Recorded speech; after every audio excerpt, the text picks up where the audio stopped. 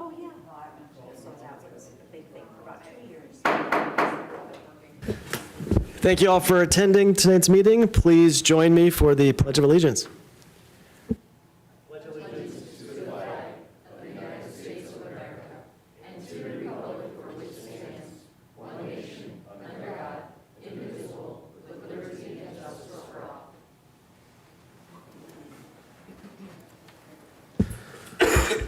All right, it's beautiful outside. It sounds like we had quite the battle of the badges. It sounds like the fire department got a just enough edge to win.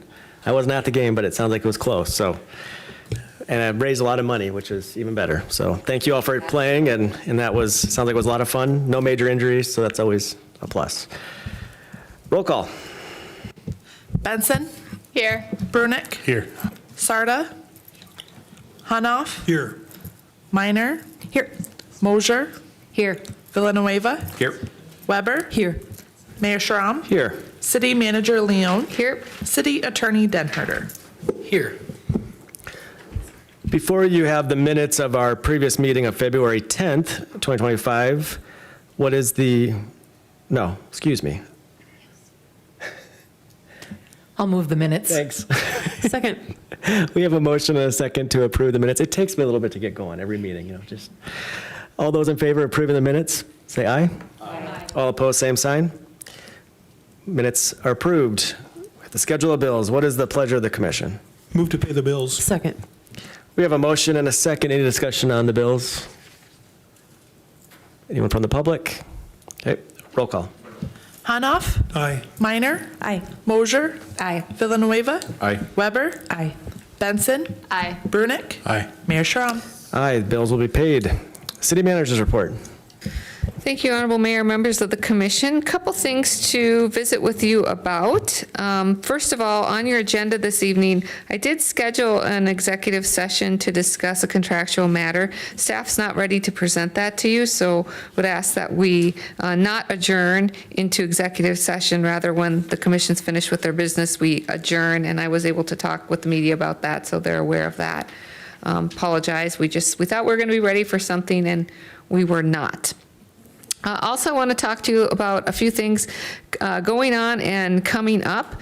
So you'll recall the amphitheater steps and railing project that you approved in this year's budget and that we've talked about for years in the budget. And this afternoon, steps began to be removed and the railing was looked at. Getting into the project, because of some of the way the steps were anchored, there was a little more removal that needed to be done. So there is going to be a slight change order, but the estimate was under what we had budgeted. So staff gave the contractor the go-ahead to move forward. We didn't have a lot of a choice because they were already the steps were already taken out, but we think those are going to be set this week, and then we have some good weather coming up, get that railing set here before event season starts in. So that'll be, community will be happy that that project is taken care of. With the nice weather, we're going to start talking about citywide cleanup and household hazardous waste. Just because it's nice out, please do not put things out on the curb. Citywide cleanup will be, things can be dropped off at the transfer station at no charge between March 22nd and April 19th. We ask that people do not put things out on the curb before March 29th.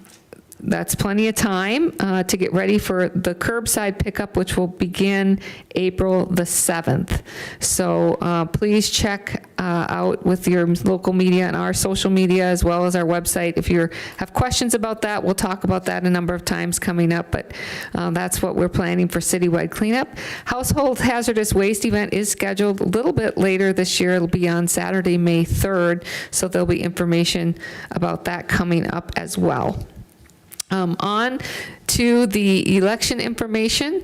As you know, there's still a few days for folks to bring in their petitions signed and will be to be reviewed by the finance office. We do know that there's some being circulated.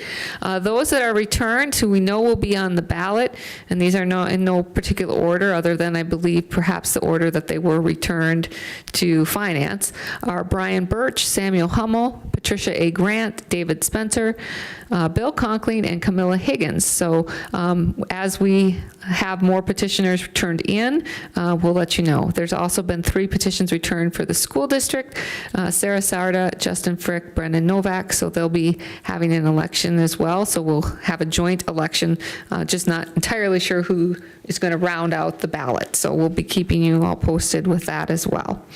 Wanted to talk a little bit about a couple things and then actually have Commissioner Villanueva help me out with that. Wanted to thank everybody who was involved in the Hanson Haas, and I think we've changed the name, but I'm still calling it Hanson Haas basketball tournament, big event this weekend. Also, everyone involved in the Battle of the Badges, and I think Commissioner Villanueva will have a little bit of more detail of that. And also to congratulate the Yankton Bucks again, who won the 2024-25 South Dakota High School Boys Bowling State Tournament. So that's a big deal. Yes. So we're excited about that. And I was going to ask Commissioner Villanueva, since I know he has a son in the program, who I would contact or we would contact. We like to do proclamations when we have state champs. And so want to get in touch with those folks and do something at a future meeting if they're so interested. So do you have a little more information, or maybe the backside story, or I see you have a Band-Aid on your thumb. Is that from yesterday? I do, yeah. It's a slight little cut in my thumb there, but I'll live. It's a long way from my heart. Pat King would be the person to talk to. He's the head bowling coach for the boys, so we can definitely do that. And I have to say, I actually made a list of thank yous. I'm sure I don't want to forget anybody, but boy, what a fun event. It was a great time by all. The fire department just barely squeaked by the PD, but it was fantastic. And again, I have to say thank you, and thank yous are due. So if you'll allow me that, I'd appreciate it.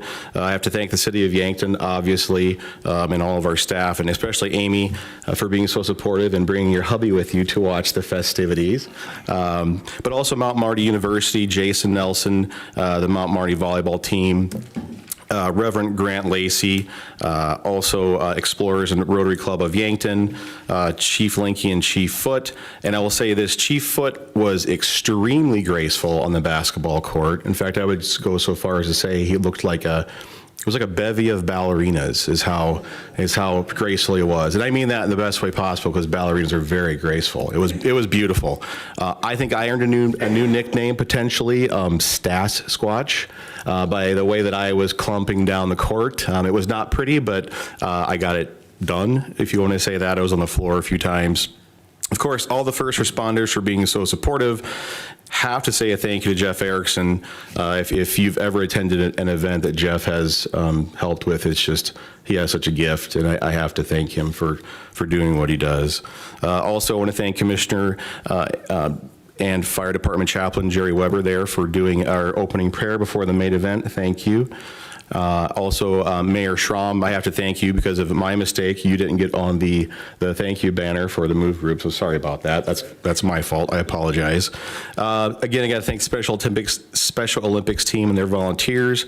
And how about that Star Spangled Banner? Nathan Hebda was amazing. He did such a great job. What an amazing young man. It was fantastic. And how could we forget the silver medalist Paralympic Miles Kraske? What a neat show at halftime. Tony Bestie and Carrie Mitchell, they did their best, but they just couldn't. Miles is such a force and so neat to watch.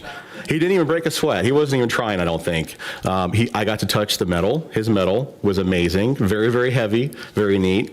So that was fun.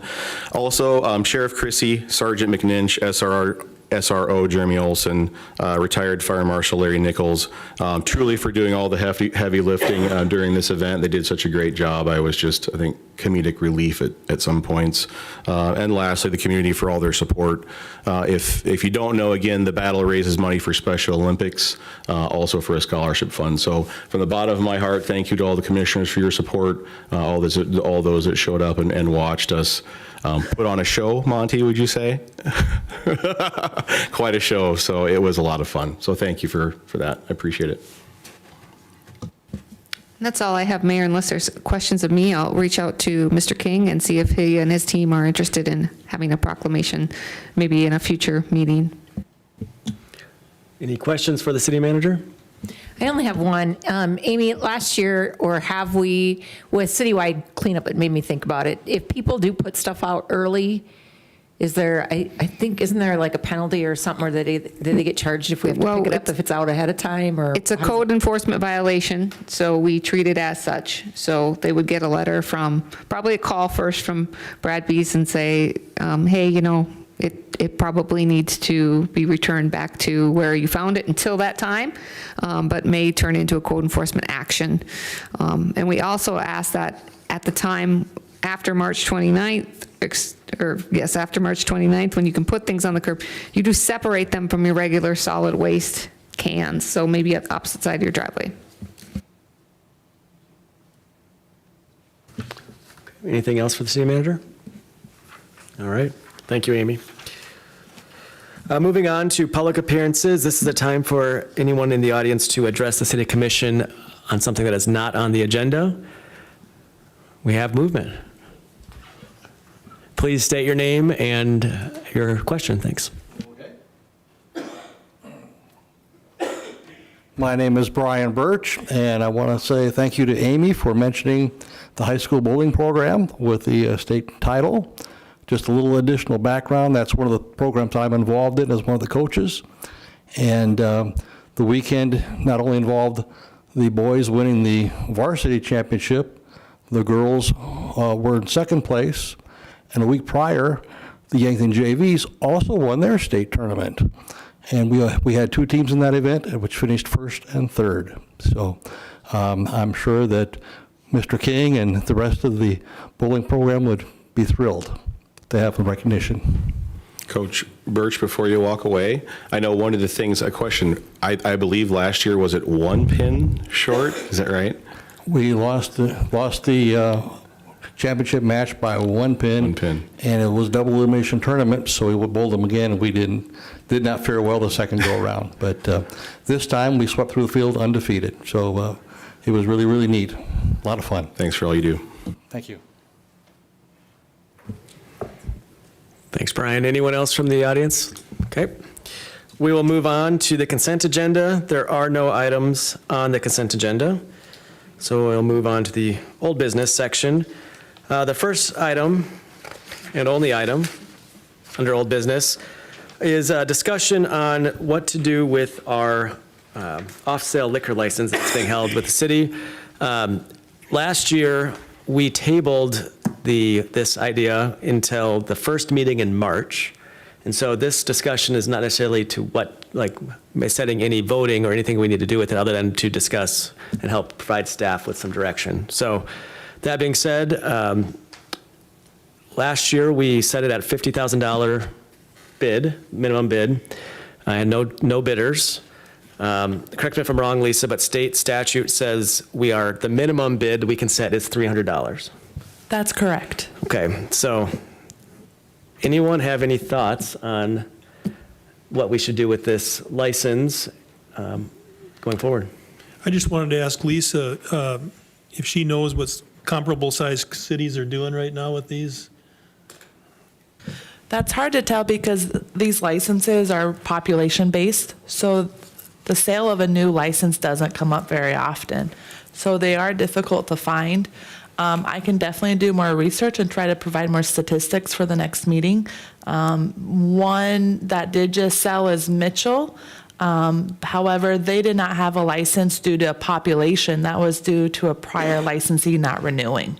So they're in a little bit different situation. Their bid opening for that bid award is going to be March 3rd. And I do plan on including those statistics in that next memo. As far as what others do, it's really, there's not a lot of data out there.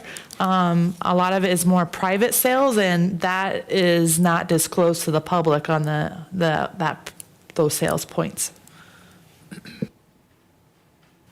Is there a clamoring? Are there people who are inquiring about the license?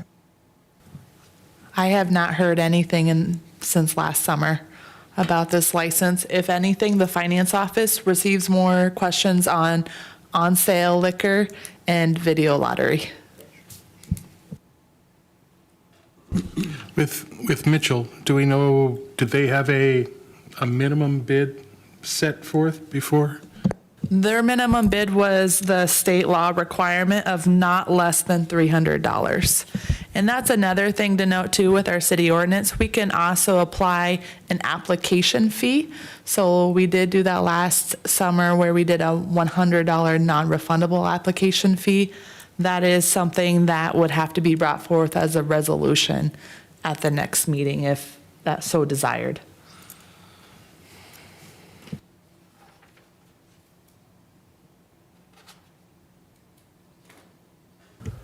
So for direction for the city staff, is there any sense from the commission that we would like to, with some more information coming before next meeting, put this out for open bid? Or do we want to just hold on to it for now and, table it for another meeting later? My suggestion would be that if there is no public interest in it at this point in time, that we would sit and hold it. That would make sense to me. But I'm only one. My question would be, though, good point, I believe, correct me if I'm wrong, we opened this twice. One at a higher price, had no bids, came back, lowered the price, opened it, no bids. So one could argue we don't know if there's interested parties because we outpriced potentially what the license costs, and so that might have been why there wasn't an interest. I'm just wondering because, maybe the cost prohibited really a lot of people thinking about being interested in it. Yes, that's correct. The first bid was a $100,000 minimum bid was what we first did it, and that received no bids as well. The commission, if they choose to request bids, they can do so. They could establish a time period of 2 weeks, a month, to see if there's interest. And just because you receive bids doesn't mean you have to award a bid. I think it's probably not good if you get a fair bid or what you might perceive as fair and you don't award. But, if they all come back at $301, maybe, then you have a decision to make. You could get a tie as well, but you could open it up and, see what you get as well to see if there is interest. I'm thinking, we remembered it because you guys talked about it for a year from this time period and we had it on our calendars. There was interest at that time, but it was just, I think, out of reach for some folks. So maybe there'd be interest again if people were reminded that we have this. What is the renewal fee or the administrative fees that go along with this annually? It's $500 to renew, and that's set per city ordinance and the state maximum allowable. And maybe this is a question for Dave, but when we're looking at economic development, an off-sale liquor license, in my mind, probably doesn't have a whole lot of value. It's not an on-sale, it's not a big driver for businesses looking to come to Yankton. And that's kind of an open-ended question, but. Question? No. I haven't for probably 10 or 12 years heard that even mentioned as a part of any project that's been discussed. I don't think necessarily the community will sell more liquor because there's more people selling liquor. Unless somebody decides to start something specific, a specialized wine store or specialized beer store or something like that. I guess they could get a malt for that anyway, but specialized liquor, I guess, in some way, maybe, but, 15,000 roughly people are going to buy so much liquor.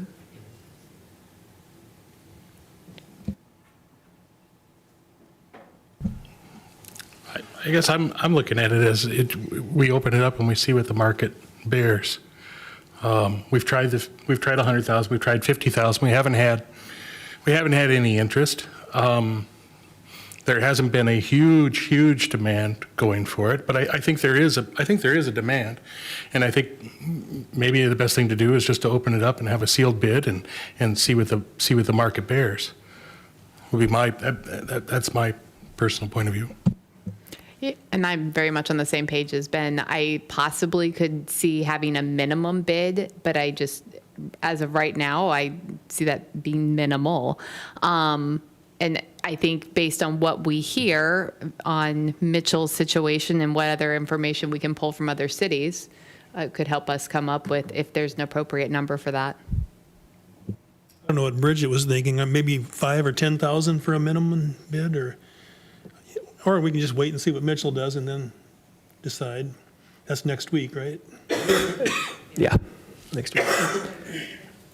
I guess my question then would be, if there's enough consensus from us up here to direct staff to continue to work on finding more research versus not doing that. So it sounds like we've got enough interest from commissioners to at least see what Mitchell's doing, other communities, if any, that you can find, and then we'll take that information and give you a more clear direction next meeting.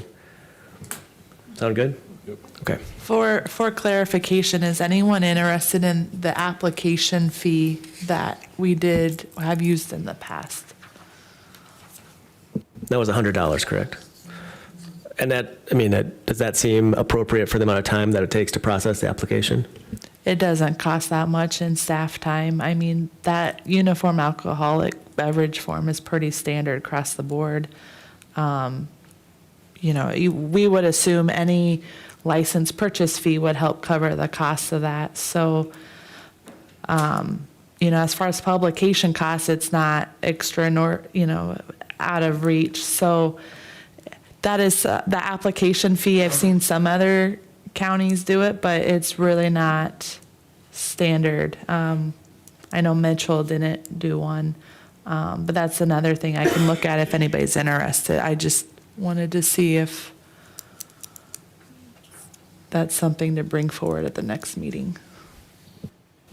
That would require resolution to do that? Okay.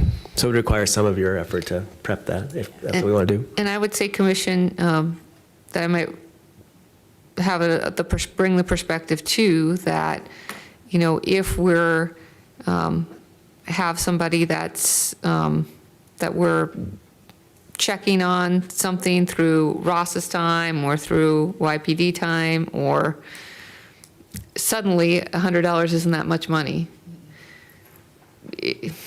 So, I guess it depends upon the philosophy, probably. I guess it just depends upon, how many applications do you get? That makes a difference too, so. Yeah, and I think that's part of the whole sealed bid process. We kind of see where once that bidder does put in a bid and we review it, then that starts really the background process, the background checks and checks with community development and fire. We wouldn't do that on every bidder. True. I do think it's wise to keep $100 doesn't seem like a terrible, an off-base number for an application fee for this type of thing. It, it's going to help offset some costs, but also potentially weed out people that maybe aren't as serious from putting a bid in, because it is a cost. And so I'm in favor of keeping that, but what's the thought of the other commissioners? I would be the same. I'm in favor of keeping it. I had a quick question as far as stipulations, as far as who can bid and who can't bid. Do we have stipulations as far as what somebody who is bidding, are there things that disqualify someone from being able to bid? An alcohol owner can have a felony, so it's really up to the generic state laws. Usually we do have a process with, they have to meet fire code, building codes. It's also dependent on the location as well. If you try to apply and have a liquor store out of your house, that may cause issues. So there are just generic alcoholic owner stipulations, but at the state or the city level, I'm not sure, Ross, if I'm missing anything, but that would be grounds for denying the bid. I think the state law, Lisa, is it, or Ross, says suitable place, suitable location. And so if you can't base it off of those terms, then no. But you have, I mean, other than not being zoned appropriately or something, and of course be an 18 plus, 21 plus, I guess, to sell alcohol, you'd have to be, but it doesn't have to be somebody local. It could be somebody, interested in starting a business here too. But you do have to have some type of a plan in place as far as where you're going to do that, what's your, I guess that's what I'm getting at. Can somebody just purchase this license without having, like, this is what I'm going to do with this license? Like, just, I'm going to purchase this license and it's going to be mine, and then I'm just going to hold it. I didn't know if there was stipulations for or against that. Yeah, the state law does limit the amount of time you can sit on a license without using it. Thank you.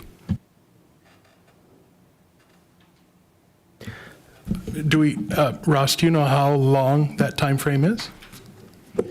Not without looking. I think you have to use it, I think, at least 2 weeks in any 2 calendar years or something like that. So it's fairly generous, but it's been a while since I looked at that. I'd need to confirm that.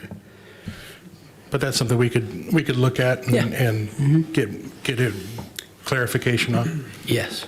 Thank you. Correct. I think it's so many weeks throughout the year and up to 2 years, they can't go without being inactive.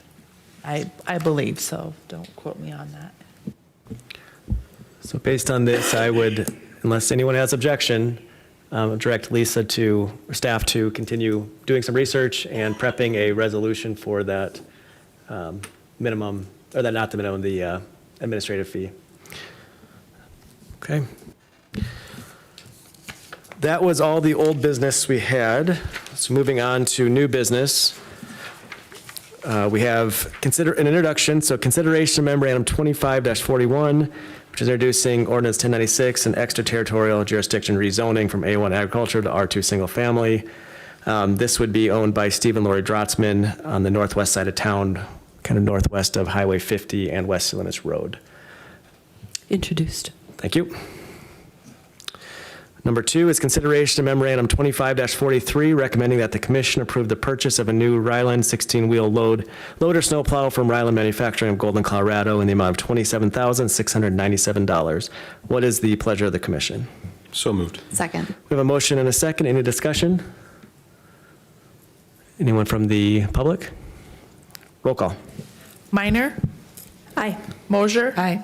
Villanueva, Aye. Weber, Aye. Benson, Aye. Brunick, Aye. Hanoff, Aye. Mayor Schram. Aye, motion carries. Hopefully, we wouldn't have to use it anytime soon.